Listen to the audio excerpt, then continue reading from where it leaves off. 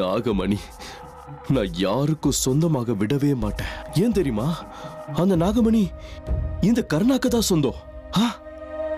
நாங்க 2 பேரும் எடுத்து வைக்கிற ஒவ்வொரு அடிக்கும் நீதான் சாட்சி. உனக்கே தெரியும் இத்தனை நாள் எங்க வாழ்க்கையில என்னென்னமோ நடந்து போச்சு. நாகமணி மேல ஆசைப்படுறத விட்டுடுன்னு சொல்லுங்க. அப்படி இல்லைன்னா பழைக்கிறது கஷ்டமாயிடும். நீங்க இப்படியே எப்பவும் என் கூட சிரிச்சுக்கிட்டே சந்தோஷமா இருக்கணும்னா நான் நினைச்ச காரியம் நடந்தே ஆகணும். உங்களுக்கு கொஞ்சம் வலி ஏற்படலாம், ஆனா வேற வழி இல்லை. நீங்க தாங்கிக்கிட்டு தான் ஆகணும். வீதி என்னங்க இதெல்லாம்? யாருக்கு இந்த பூ? என் கனவை கட்டி ஆடுற தெய்வம் என் கண்ணு முன்னாடி இருக்கும்போது வேற யாருக்காக இந்த பூவை எடுத்துட்டு வருவேன்? இந்த அழகான ரோஜா பூ உங்களுக்கு தான்.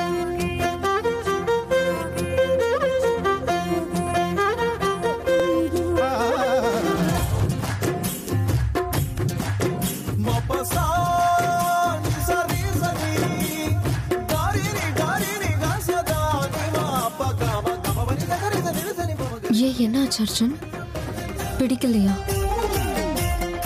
வாங்கிக்கோங்க. என்ன யோசனை பண்றீங்க? உண்மையிலேயே நீங்க அமிர்தா தானா? நான் தான் ரொமான்டிக் ஆனவன்னு நினைச்சேன். நிஜமா நான் தோத்துட்டேங்க. உங்க முன்னாடி இன்னைக்கு நான் தோத்துட்டேங்க. ரொம்ப ரொம்ப தேங்க்ஸுங்க அமிர்தா.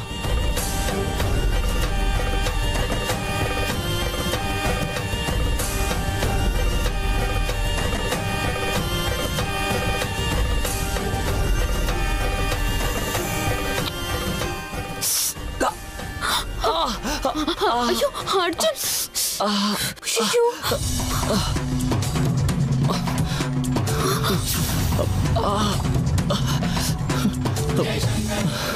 கொடுங்க.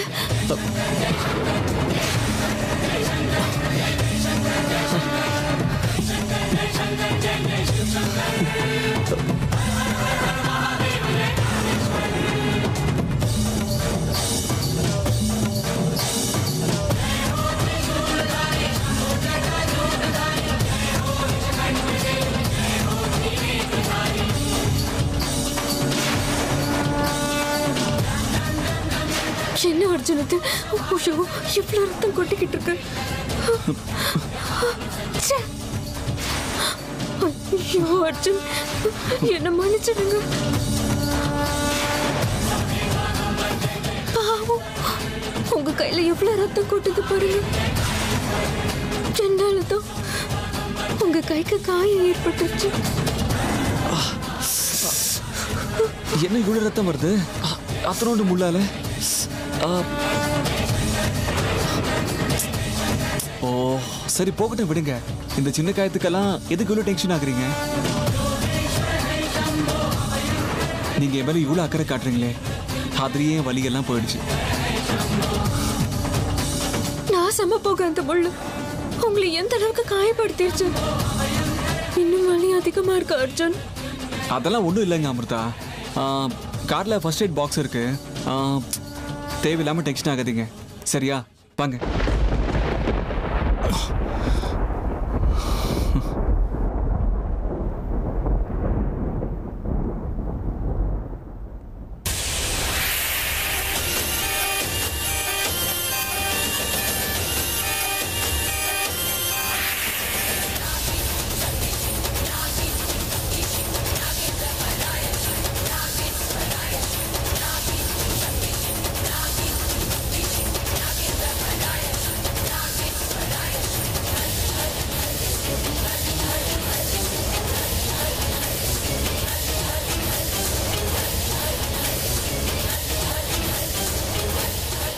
ஒரு வழியா எனக்கு வேண்டியதை நான் எடுத்துக்கிட்டேன்.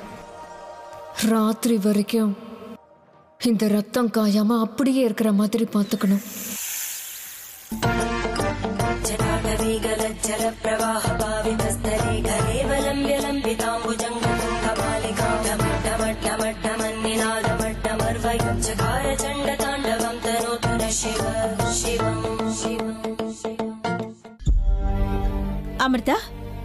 என்ன இப்படி அபசகுணமா பேசிட்டு இருக்க? அதுவும் சித்ரா இந்த நிலையில இருக்கும்போது ஒரு மாசமா இருக்கிற பொண்ணுகிட்ட என்ன பேசலாம் என்ன பேசக்கூடாதுங்கிறது கூட தெரியாம பேசிக்கிட்டு இருக்கிற. அத்தை, தப்பா நினைக்காதீங்க.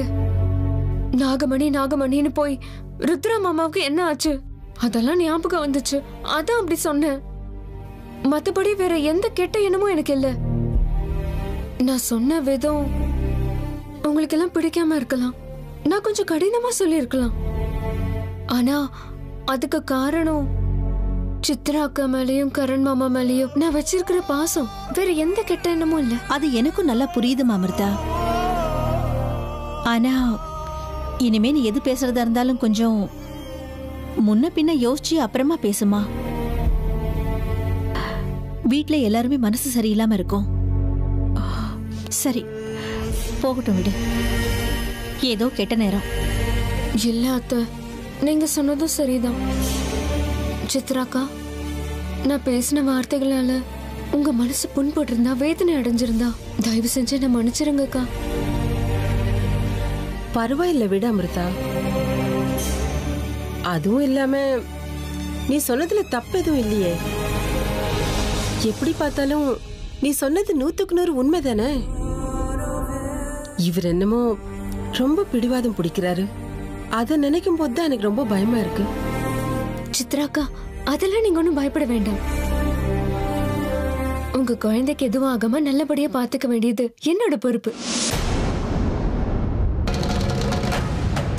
ஹே சித்ரா, அமிர்தாவோட மனச பாழாக்கிக்கிட்டு இருக்கிற உன்னோட குழந்தைய உன் வயிற்றுக்குள்ளேயே எப்படி கரைக்கிறேன்னு பாத்துக்கிட்டே இரு. ஆமா சித்ராக்கா, இனிமே எந்த விஷயத்த பத்தியும் நீங்க கவலைப்படாதீங்க. உங்க ஆரோக்கியம், உங்க குழந்தையோட ஆரோக்கியம் ரெண்டும் நல்லா இருக்கணும். உங்களுக்கு எந்த நேரத்துல எந்த உதவி தேவைப்பட்டாலும் என்னை கூப்பிடுங்க. இனி உங்களை பாத்துக்கிற பொறுப்பு என்னோடது. சித்ராக்கா, உங்களுக்கு எதுவுமே ஆகாது. எப்பவுமே நான் உங்களுக்கு துணையா இருப்பேன். அப்பா, என்னோட மனசுல இருந்த கவலை இப்ப பாதிக்கு பாதி குறைஞ்சு போச்சு. அமிர்தா, சித்ரா 2 பேரும் ஓர்படிகளா இருந்தாலும் எப்பவும் இதே மாதிரி கூட பிறந்த அக்கா தங்க மாதிரி தான் இருக்கணும். உங்க 2 பேரையும் இப்படி பார்க்கும்போது ரொம்ப சந்தோஷமா இருக்கு. ஏன் கண்ணை பட்டுடும் போல இருக்கு. இருங்க.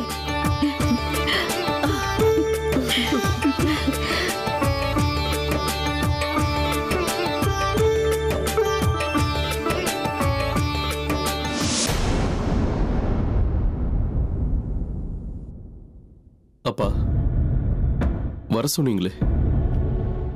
வா கர்ணா.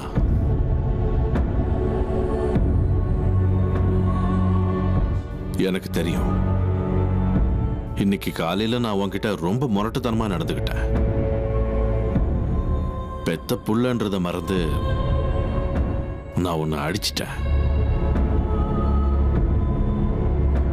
இத்தனை வருஷத்துல ஒரு தடவை கூட நான் உன்னை கை வாங்கி அடிச்சதில்ல.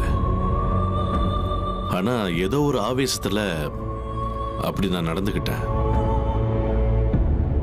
என் மேல இன்னும் நீ கோவமா தான் இருக்கியா? என்ன நீ மன்னிச்சிருவல்ல? போட்டு விடுங்கப்பா. அப்படி பார்த்தா தப்பு என்னோடது தானே. நீங்க ரூம்ல இல்லாத நேரத்துல உங்களுக்கு தெரியாம அந்த கீயை திருடினது என் தப்பு தானே. ஐம் ஷூர் நீங்க மட்டும் இல்ல, உங்க இடத்துல யாரு இருந்திருந்தாலும் அப்படித்தான் செஞ்சிருப்பாங்க.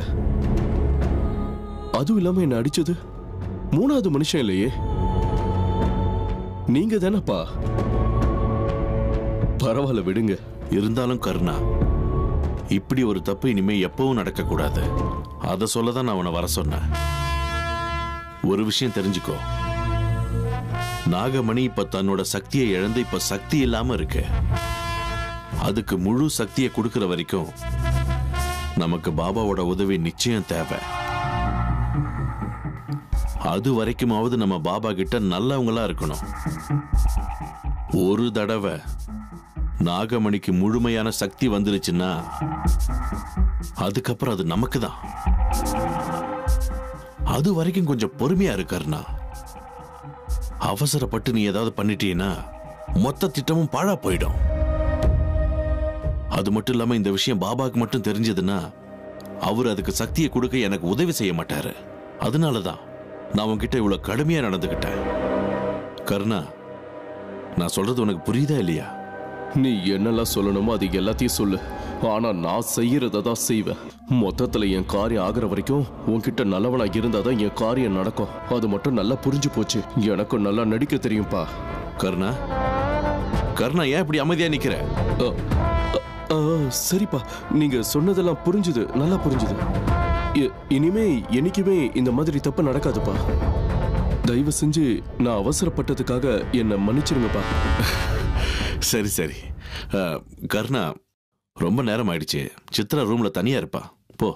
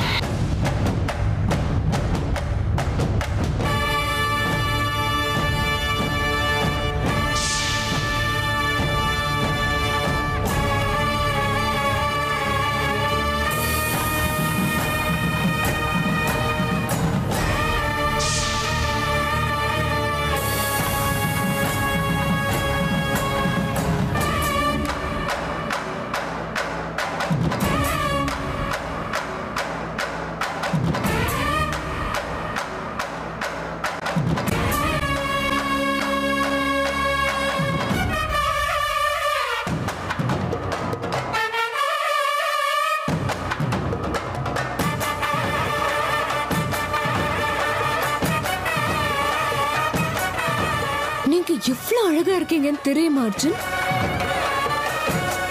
உங்க உருவம் எனக்குள்ள எவ்வளவு ஆசையை உண்டாக்குது. உங்களை பார்த்துக்கிட்டே இருந்தா அப்படியே நான் என்னையே மறந்துடுவேன்.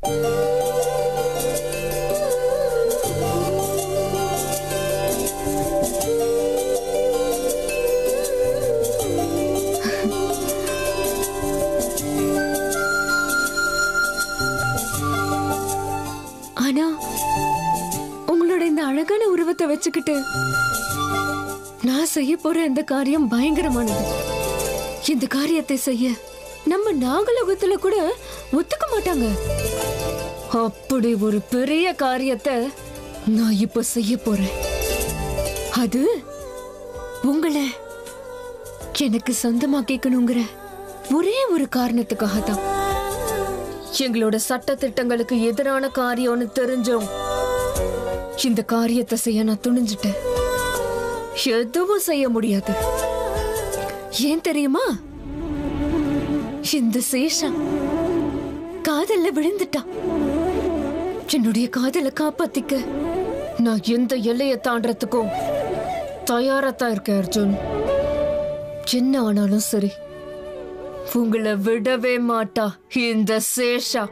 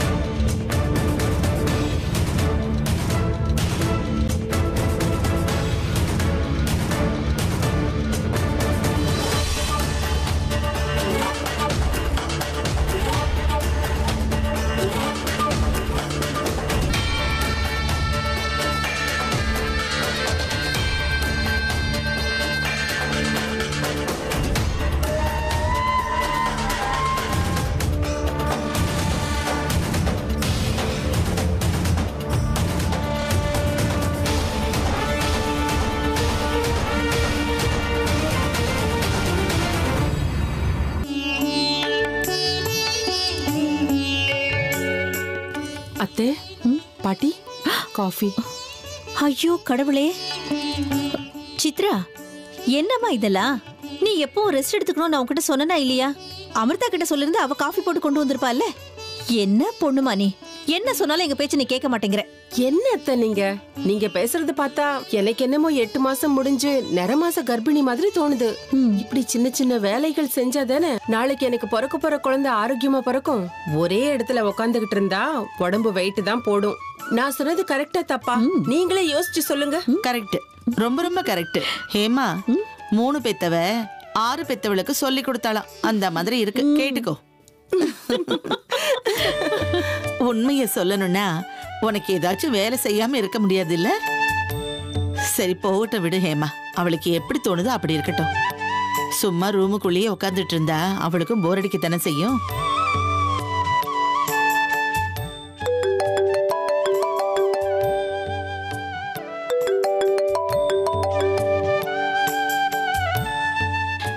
சாஸ்திரிகள் தான்.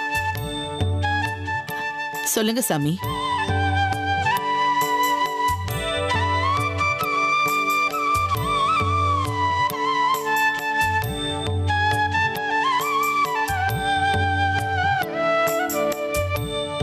புரோகிதர் என்ன அத்தை சொன்னாரு? அதான் ஹேமா, நம்ம அர்ஜுன் அமிர்தாவுடைய சாந்தி முகூர்த்தத்துக்கு நல்ல முகூர்த்தம் குறிச்சு கொடுக்க சொன்னேன்ல. அதுக்கு வர்ற புதன்கிழமை நல்ல முகூர்த்தம் இருக்கா. என்ன? அர்ஜுன் அமிர்தாவுக்கு சாந்தி முகூர்த்தமா? அதுவும் இப்பவா? என்ன பாட்டி இதெல்லாம்? உண்மைதான் சித்ரா, எவ்வளவு விசித்திரமா இருக்கு பாரு. கல்யாணமாகி 1 வருஷம் ஆக போகுது. எதெல்லாம் நடக்கணுமோ அதெல்லாம் நடக்கவே இல்லை பாரு. நீயே பாரு ஹேமா, இந்த காலத்து பசங்க எல்லாம் எவ்வளவு ஸ்பீடா இருக்காங்க. ஆனா நம்ம வீட்டு பசங்க ரொம்ப ஸ்லோ. ஐயோ கடவுளே! ஆமா அத்தை, இவங்கள பாராட்டுறதா திட்டுறதா சிரிக்கிறதா அழறதான்னு எனக்கு ஒண்ணும் புரியல. இல்ல லவ் பண்ணும் போதெல்லாம் அம்மா கிட்ட சொல்லணும் கேட்கணுங்கிறதெல்லாம் எதுவுமே தெரியல என் பிள்ளைக்கு. ஆனா இப்போ சாந்தி முகூர்த்தத்துக்கு முகூர்த்தம் குறிச்சு கொடுங்கன்னு கேக்குறான். இவனை என்னென்ன சொல்றது? எப்படியோ இப்பவாவது குடும்ப வாழ்க்கையை ஆரம்பிக்கணுங்கிற எண்ணம் வந்துச்சே, அதுவே பெரிய விஷயம். அவ்வளவுதான்.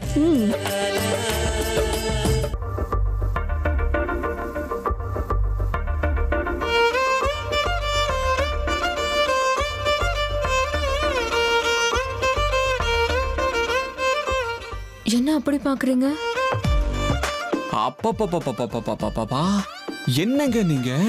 இல்ல நீங்க குளிச்சுட்டு வெளியே வந்தீங்கன்னா ஒரு பர்ஃப்யூம் கடையே வெளியே வந்த மாதிரி இருக்குங்க. நாங்கெல்லாம் தண்ணியில குளிக்கிறோங்க, நீங்க என்ன பன்னீர்ல குளிச்சுட்டு வரீங்களா? அது சரி, நீங்க எந்த பிராண்ட் ஷாம்பு யூஸ் பண்றீங்க? அப்படியே மணக்குதுங்க. நான் அதெல்லாம் எதுவும் பயன்படுத்துறது இல்ல. நான் சின்ன வயசுல இருந்தே சேக்கா மட்டும்தான் பயன்படுத்துவேன், அதுவும் எங்க ஊருது. என்ன சீயக்கா பொடி சொன்னீங்க? நீங்க சீயக்கா பொடியில இவ்வளவு நல்ல வாசனை வருமா? No chance. நீங்க என்கிட்ட போய் சொல்றீங்க. இதுல போய் சொல்றதுக்கு என்ன இருக்கு? இது சீயக்கா பொடி தான். நான் அதை தவிர வேற எதுவும் யூஸ் பண்றது இல்ல. அப்படிங்கிறீங்களா? அப்படின்னா சரி, செக் பண்ணிடலாம்.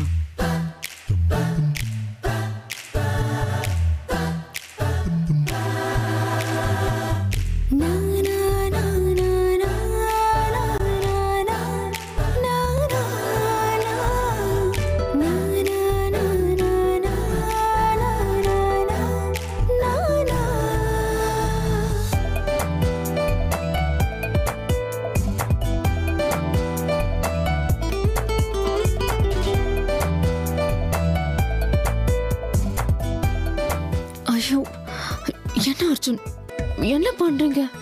விடுங்க. முடியாதுங்க. இது எந்த பிராண்ட் சீயக்கா பொடின்னு தெரியற வரைக்கும் நான் உங்களை விடவே மாட்டேன்.